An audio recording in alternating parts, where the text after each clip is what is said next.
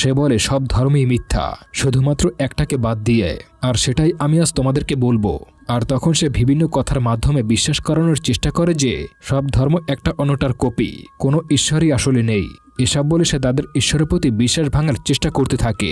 এরপরে সে একটা দরজার উপরে বিশ্বাস লেখে এবং অন্য আরেকটা দরজার উপরে অবিশ্বাস লেখে। তখন মিস্টার রিড মেয়ে দুটোকে বলে যে ঈশ্বরকে বিশ্বাস করো, সে বিশ্বাস দরজার সামনে গিয়ে দাঁড়াও, আর যে এখনো ঈশ্বরকে বিশ্বাস না করো সে অবিশ্বাস লেখা দরজার সামনে গিয়ে দাঁড়াও।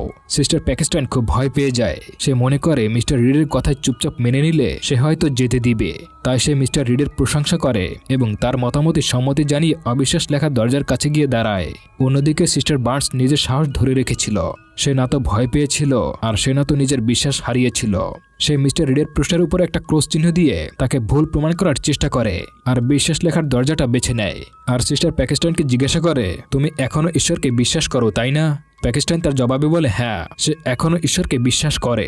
এরপরে বার্নস তাকে সাথে করে বিশ্বাস লেখার দরজার কাছে নিয়ে যায়। রিড বাইরে দিয়ে দরজা বন্ধ করে দেয়। তারা বুঝতে পারে যে সেখান থেকে বেরোনোর আর কোনো রাস্তা নেই। এরপরে তারা বেসমেন্টে কারো চলার শব্দ শুনতে পায়। এরপরে সিস্টার বার্নস তার পকেট থেকে একটা ছুরি বের করে যা সে লুকিয়ে লুকিয়ে তুলে নিয়েছিল যখন মিস্টার রিড ধর্মের উপরে একটা লেকচার দিচ্ছিল। তখন সিস্টার বার্নস সিস্টার প্যাকিস্টাইনকে বলে যে যদি রিড তাদের উপরে হামলা করে তাহলে এই ছুরি দিয়ে তাকে শেষ করে দেবে, এবং এই কাজের জন্য তারা একটা কোডও বেছে নিয়েছিল যা ছিল ম্যাজিক আন্ডারওয়্যার। সিস্টার বার্নস বলে যে রিড সবসময় তার দিকে বেশি নজর রাখে, এজন্য কাজটি সিস্টার প্যাকিস্টাইনকে করতে হবে। সেই মতো তারা প্ল্যানও করে, কিন্তু দরজা দিয়ে মিস্টার রিডের বদলে নেমে আসে রেড ড্রেস পরা একটা মহিলাকে দেখে তারা দুজনেই খুব ভয় পেয়ে যায়, কারণ মহিলাটি খুবই ভয়ানক দেখতে ছিল। তারা কনফিউজড হয়ে যায় যে এটি আসলে মানুষ কিনা ভূত। মহিলাটির এক হাতে ছিল একটি ল্যাম্প, অন্য হাতে ছিল ব্লুবেরি পাই। স্পিকারে মিস্টার রিড বলে যে এখন তারা কিছু গডের মিরাকেল দেখতে পাবে। এরপরে সে বলে তোমাদের সামনে যিনি আছেন তিনি একজন প্রফেট। এখানে বলে রাখি, প্রফেট মানে গডের নীতি প্রচারক বা পয়গম্বর। এরপরে সে বলে যে ব্লুবেরি পাইতে পয়জন আছে এবং তা ওই মহিলা খেয়ে মারা যাবে, কিন্তু গডের মিরাকেলে সে আবারও বেঁচে উঠবে। এরপরে সেই প্রফেট সেই বিষাক্ত পাই তাদের সামনেই খেতে শুরু করে আর পাই খেয়ে সে সেখানেই মারা যায়। এমন সময় সামনের দরজায় কলিং বেল বাজে আর সেটা দেখার জন্য মিস্টার রিড চলে যায়। এই সুযোগে তারা সেলারের দরজার কাছে গিয়ে জোরে জোরে চিৎকার করতে থাকে যাতে বাইরে থেকে আসা ওই লোকটি তাদেরকে শুনতে পায় এবং তাদেরকে সাহায্য করে, কিন্তু তার আগেই রিড দরজা বন্ধ করে দেয়।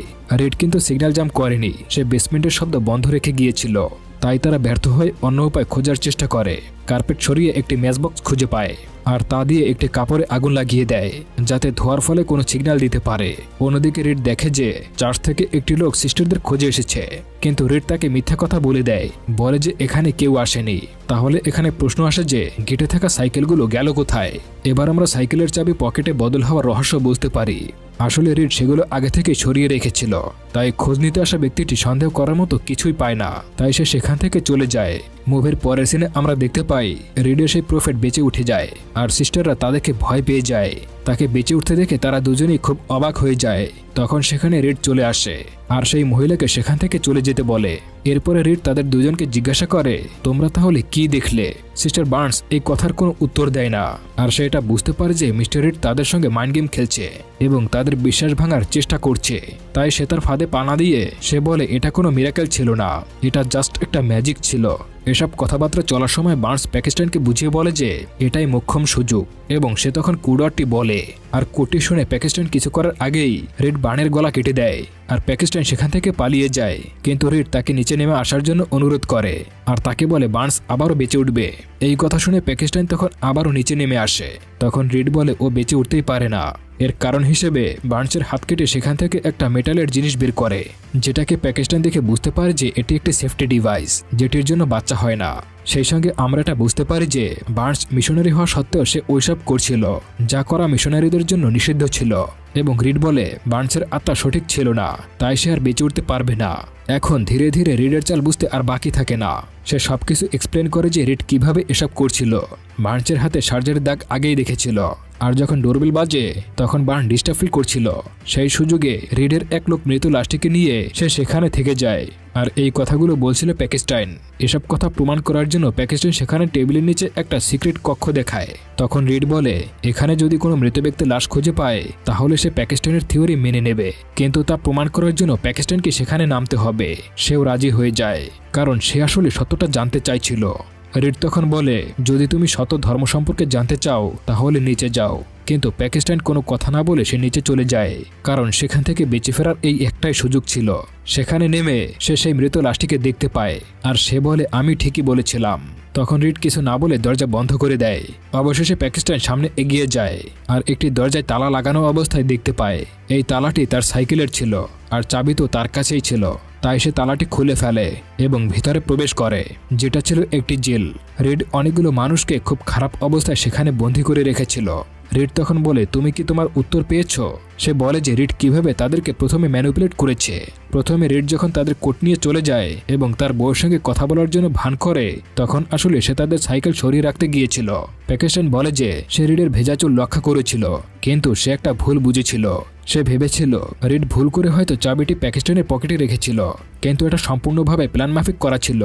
এখানেও সে নিজের ইচ্ছেতে আসেনি, বরং রিডের প্ল্যান মাফিক এসেছে, যাতে রিড তাকে নিজের ধর্ম সম্পর্কে বিশ্বাস করাতে পারে। আর এই সত্য ধর্মই হচ্ছে কন্ট্রোল। রিড তখন বলে যে এক্স্যাক্টলি, রিডের মতে ধর্ম হচ্ছে মানুষদেরকে কন্ট্রোল করার একটি সিস্টেম। তারও মানুষদেরকে কন্ট্রোল করতে খুবই ভালো লাগে। অন্যদিকে বন্দি মহিলাদেরকে দেখে প্যাকিস্তানে খুব কষ্ট হয়, তাই তাদেরকে সাহায্য করার কথা বলে। তখন রিড বলে, ওদেরকে সাহায্য করার কোনো দরকার নেই, ওরা নিজেরাই নিজেদের ধর্ম বেছে নিয়েছে। রিড প্যাকিস্তানকে বুলি করতে শুরু করে, আর প্যাকিস্তানও কান্না করতে থাকে। কিন্তু মুভির আসল টুইস্ট এখানেই রিভিল হয়। রিড যখন প্যাকিস্তানের কাছে আসে, তখন প্যাকিস্তান রিডের গলায় ছুরি মেরে পালিয়ে যায়, আর সে বাইরে যাওয়ার জন্য রাস্তা খুঁজতে থাকে। কিন্তু বাইরে যাওয়ার কোনো রাস্তাই সে খুঁজে পায় না। আর এমন সময় রিডও প্যাকিস্তানের পেটে ছুরি বসিয়ে দেয়, আর দুজনেই মৃত্যুর কোলে ঢলে পড়ে। তখন রিড বলে, আমাদের মৃত্যুর জন্য তুমি দোয়া করো। প্যাকিস্তানও তখন দোয়া করতে শুরু করে। তখনই রিড প্যাকিস্তানকে মারার জন্য তার দিকে এগিয়ে আসে, কিন্তু কেউ তাকে পেছন থেকে সে বাড়ি দিয়ে মেরে ফেলে। সে আর কেউ নয়, সিস্টার বার্নস। কিন্তু সে আর বেশিক্ষণ বাঁচে না। অবশেষে প্যাকিস্তান কোনো রকমের সেখান থেকে পালাতে সক্ষম হয়, আর সেই সঙ্গে মুভিটা এখানেই শেষ হয়ে যায়। যদি রিডের কথা বলি, সে ছিল একজন সাইকোপ্যাথ, যে নিজের কথা প্রমাণ করার জন্য যা খুশি তাই করতে পারত। প্রথমে সে তাদের দুজনকে মারতে চায়নি। যদি তারা বিশ্বাস করত তাহলে তাদেরকে অন্য মানুষদের মতো বন্দী করে রাখত, কিন্তু তারা তার কথা বিশ্বাস করেনি। তাই সে তার পরবর্তী প্ল্যান বানায়। রিড তার পদক্ষেপ অনুযায়ী কাজ করছিল, কিন্তু শেষমেশ তার কাজে সফল হয় না। আর সিস্টার বার্নসের কথা যদি বলি, তাহলে সে হয়তো তখন অজ্ঞান অবস্থায় পড়েছিল বা অজ্ঞান হওয়ার ভান করেছিল। আর মুভিটা এখানেই শেষ হয়ে যায়। তো বন্ধুরা, আজকের এই হরর মুভিটা আপনাদের কেমন লেগেছে অবশ্যই কমেন্ট করবেন। ভিডিওটি ভালো লাগলে একটি লাইক করে চ্যানেলটি সাবস্ক্রাইব করে আমার সঙ্গেই থাকুন। এতক্ষণ ভিডিওটি দেখার জন্য অসংখ্য ধন্যবাদ।